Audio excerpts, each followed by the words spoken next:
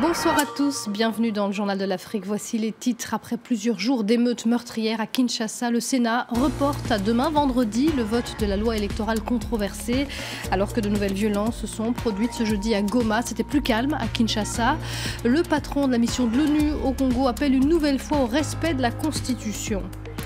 La présidentielle au Nigeria doit être reportée, c'est ce qu'estime le conseiller national à la sécurité, alors que le groupe islamiste Boko Haram menace toujours toute la région. Le Tchad poursuit son déploiement au Cameroun, ce qui rassure les habitants de l'extrême nord du pays. Traduite en 25 langues, l'écrivaine nigériane Chimamanda Ngozi Adichie publie en France Americana, la vie complexe d'une jeune immigrée africaine aux États-Unis. Une histoire d'amour, bientôt à l'écran avec Brad Pitt et Lupita Nyong'o. Ces discours féministes ont été repris par la chanteuse Beyoncé. Et on va tout de suite à Kinshasa, on va aller parler de la situation à Kinshasa. Après 3 jours de violence, 42 morts selon la FIDH, 12 morts selon le gouvernement. C'était une journée à haut risque aujourd'hui puisque le texte devait être examiné par le Sénat aujourd'hui. Les explications de Mehdi Medeb à Kinshasa.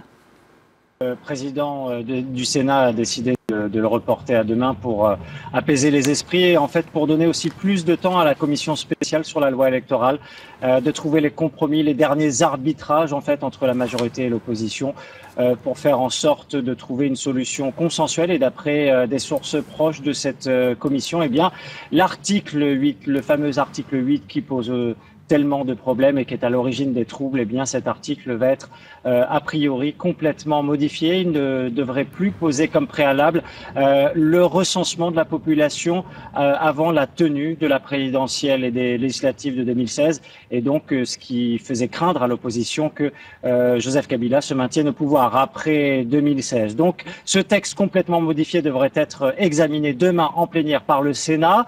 Ensuite, c'est une autre bataille politique qui devrait s'engager, un véritable bras de fer avec l'Assemblée nationale, puisque c'est comme en France, les députés ont le dernier mot s'ils trouvent que cette loi ne leur convient pas après la commission mixte paritaire. Et donc à ce moment-là, eh bien, le président Kabila pourrait promulguer donc la loi initiale, mais reste à savoir si les députés vont braver en fait ces pressions de la rue et les pressions diplomatiques très fortes qui sont apparues depuis le début de la semaine, car cette loi électorale a profondément divisé le pays et profondément troublé, puisque vous le rappeliez, entre 14 et 42 morts selon les sources et plusieurs centaines d'arrestations. Et les ambassadeurs étrangers ont invité les autorités congolaises à abandonner ou à remodeler le projet de réforme électorale qui a provoqué ces violences au Congo. Même son de cloche du côté de l'ONU. Écoutez le patron de la MONUSCO, Martin Kobler. Nous avons dit depuis des mois maintenant d'avoir un calendrier électoral global pour les élections locales, provinciales, mais aussi pour les élections législatives et présidentielles. C'est très important d'avoir la constitutionnalité. On a une constitution en place, il faut respecter la constitution et aussi le délai qui est prévu dans la constitution. Le patron de la mission de l'ONU au Congo, qui était au micro de Sophie Pilgrim à New York. La lutte contre Boko Haram à présent. La France, par la voix du ministre de la Défense, presse les pays africains à mieux s'organiser pour mener une riposte efficace contre le groupe islamiste. Le ministre a rappelé que l'armée française aidait les pays menacés à coordonner leur action au sein d'un comité de liaison installé désormais à N'Djamena. Le Tchad, où sera implanté le commandement de la future force africaine contre Boko Haram, poursuit le déploiement de son armée dans l'extrême nord du Cameroun. Voici les toutes dernières images que nous avons reçues de cette région. Le récit de Salima Belhadj. Les militaires tchadiens ont pris position dans plusieurs localités le long de la frontière camerouno-nigériane. Ici, à Dabanga, ils viennent rassurer des habitants terrorisés. Depuis les premières attaques de Boko Haram, il y a 3 ans, plus aucun militaire n'était présent sur cette zone. La compagnie tchadienne est arrivée ce lundi pour prêter main forte aux soldats camerounais, bien seuls face à la menace. À droite, là, nous avons nos éléments du bataillon d'intervention rapide qui sont installés à côté là. Donc, ils sont même venus, on était tous amassés là pour une éventuelle offensive. Donc, il vient chaque fois, il traverse des jours comme des nuits Ce qui fait qu'ici à Dabanga, vraiment, nous ne dormons pas. Et cette présence militaire permet aux habitants camerounais comme nigérians de reprendre une vie normale. Car depuis toujours, les villageois camerounais s'approvisionnent de l'autre côté de la frontière. Mais avec la peur de Boko Haram, le commerce et les échanges se sont arrêtés. Et grâce à la présence tchadienne, le marché de Dabanga revit timidement. Ici, des marchands nigérians traversent la rivière qui sert de frontière pour venir vendre leurs produits au Cameroun. Pour nous, les choses aujourd'hui sont difficiles pour le thé, le sucre, même les vivres. Depuis 2 ou 3 ans, la route du Nigeria est fermée et le sucre est pris par Boko Haram, stocké au Nigeria et vendu à 15 000 francs CFA. C'est trop dur pour la population. Pour l'instant, les troupes tchadiennes restent l'arme au pied en attendant de pouvoir se coordonner avec les forces camerounaises. Et dans ce contexte très tendu au Nigeria, le scrutin présidentiel censé se tenir le 14 février prochain devrait être reporté. C'est ce qu'estime en tous les cas le conseiller sécurité du président Goodluck Jonathan. Et on connaît la date des élections au Burkina Faso. La présidentielle et les législatives auront lieu le 11 octobre prochain. Le président Michel Kafando l'a annoncé. Il a cependant définitivement exclu le vote de ses millions de compatriotes vivant hors du Burkina Faso. Plusieurs milliers de partisans de l'opposition se sont rassemblés ce jeudi à Conakry, la capitale guinéenne. Ils ont scandé tout sauf Alpha Condé à l'élection présidentielle prévue avant la fin de l'année. Ils se sont réunis dans un stade de Conakry, la capitale, les manifestants criant Alpha Zéro, Alpha Ebola. En Côte d'Ivoire, 50 prisonniers pro-Gbagbo vont être libérés. C'est le procureur d'Abidjan qui l'annonce aujourd'hui. Les avoirs d'une trentaine de personnalités de l'opposition vont également être dégelés. Des mesures d'apaisement de la part des autorités, alors que 83 pro-Gbagbo sont toujours jugés devant les assises de la capitale économique pour atteinte à la sûreté de l'État. Écoutez les précisions d'Anna Sylvestre-Trainer à Abidjan. Cela fait partie des revendications récurrentes du principal parti d'opposition. Si ces exigences n'ont pas été entièrement satisfaites, cela représente néanmoins un nouveau geste d'ouverture, d'apaisement des autorités ivoiriennes. Il a d'ailleurs été annoncé par un communiqué lu à la télévision publique, signe de son importance symbolique. Une cinquantaine de prisonniers pro-Gbagbo doit donc être prochainement remis en liberté provisoire. Des détenus qui, pour certains, avaient répété les grèves de la faim cet automne.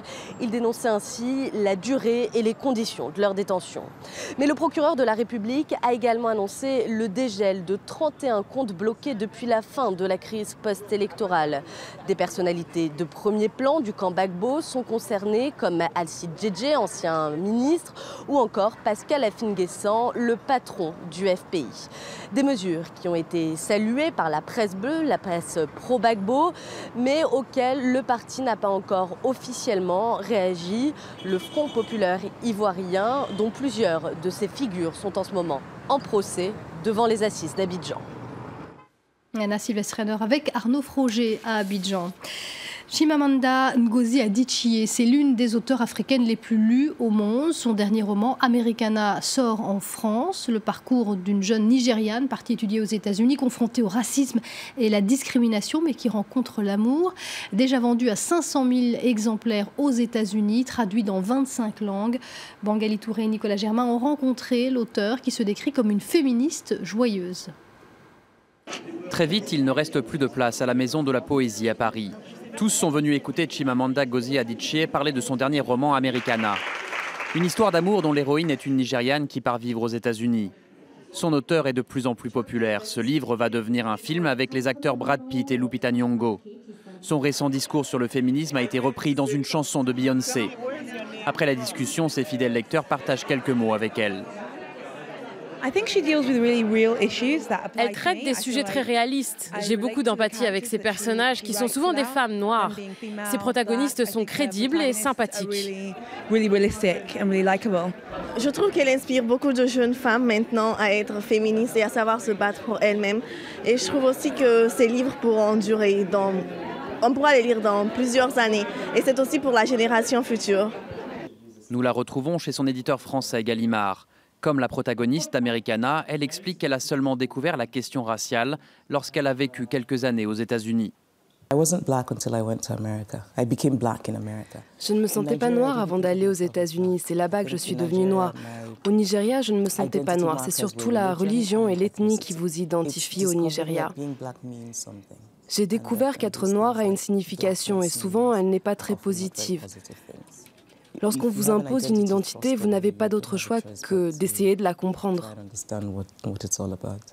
La présidentielle au Nigeria doit se tenir dans quelques semaines, mais ni le président sortant ni son rival, un ancien putschiste, n'ont convaincu la romancière. Aucun des deux ne m'inspire.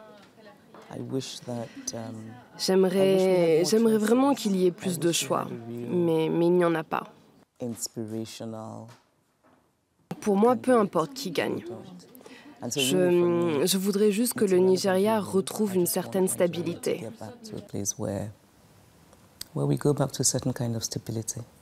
Le Nigeria est souvent dans l'actualité en raison des attaques menées par Boko Haram. Mais c'est aussi le poumon culturel du continent et Chimamanda Ngozi Adichie en est son meilleur représentant. Et voilà, on te quitte avec la CAN et les deux résultats du jour. Match nul, Cap-Vert, République démocratique du Congo, 0-0. Et puis un peu plus tôt, victoire à l'arraché pour la Tunisie, qui n'a pas été très convaincante, mais qui est parvenue à renverser la Zambie 2-1. Et c'est la fin de ce journal de l'Afrique. Restez avec nous, l'info continue sur France 24.